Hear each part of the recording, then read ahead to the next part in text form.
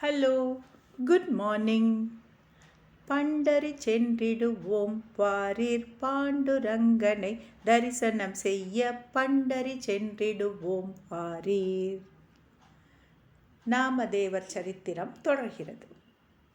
நாமதேவருக்கு திருமணம் செய்ய விரும்பியதற்கு காரணமே எப்பொழுதும் விட்டலன் சிந்தனையில் இருக்கும் நாமதேவருக்கு கொஞ்சமாவது பொறுப்பு வர வேண்டும் என்று. தனக்கு பிறகு தன் தொழிலை நாமதேவ செய்ய வேண்டும் என்று அவர் தந்தை விரும்பினார். ஊரில் நாமதேவருக்கு மிக நல்ல பெயர், ஆனால் பெண் கொடுக்க யாரும் முன்வரவில்லை. அதே சமயத்தில் ராஜாயி என்னும் பணக்கார வீட்டு பெண் நாமதேவரை கோவிலில் பார்த்து இஷ்டப்பட்டு விட்டலனிடம் மனதோடு மனதாக தன் விருப்பத்தை சொல்லுகிறாள். அந்தஸ்து வித்தியாசத்தினால் நாமதேவர் அப்பா தயங்கினாலும் விட்டலன் தேவலோக கல்யாணம் மாதிரி நடத்தி கொடுத்தான். இப்பொழுது திருமணம் நடந்து 4 குழந்தைகள் ஆகிவிட்டது. குடும்பம் பெரியதாகிவிட்டது. நாமதேவருக்கு எப்பொழுதும் நாம சங்கீர்த்தனம், விட்டலன் நினைப்பு என்று இருக்கிறார். அப்பா தாம்சேட்டுக்கு நாமதேவர் இப்படி இருப்பது கவலையாக இருக்கிறது.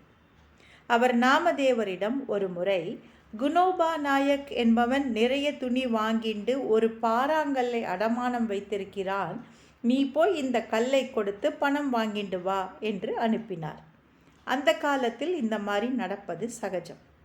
நாமதேவரும் கல்லை தூக்கிண்டு விட்டல விட்டல விட்டல விட்டல விட்டல விட்டலா என்று நாமாவை சொல்லிக்கொண்டே போகிறார்.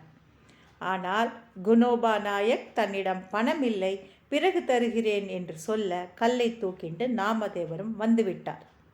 அப்பாவிற்கு ரொம்ப கோபம். பணத்தை வாங்கிண்டு வராமல் போனேன் வந்தேன் என்று வந்துவிட்டானே என்று கோபத்தில் கல்லை தூக்கி எறிந்தார். கல்லு தூள் தூளாயிற்று.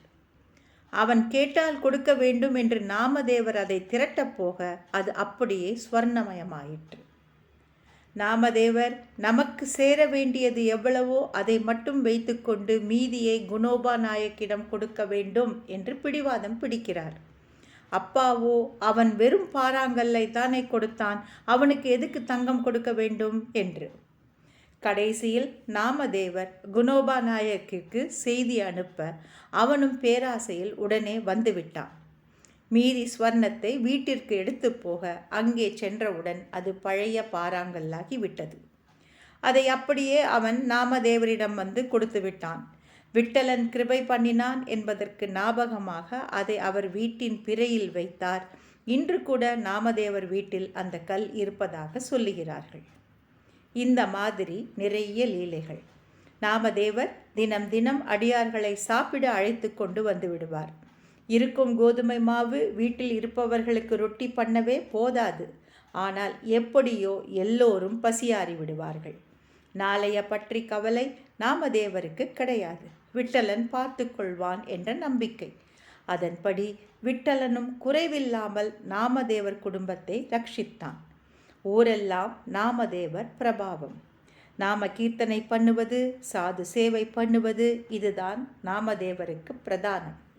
பக்தி பாவம், பிரேமை, பகவத் கிருபை, அதனால் புகழ். எங்கு போனாலும் இவருக்கு மரியாதை. இவருடைய அபங்கங்களை ஜனங்கள் எல்லோரும் எழுதி கொள்கிறார்கள். இவர் பஜனைக்கு ஜனம் அத்தனையும் கூடுகிறது.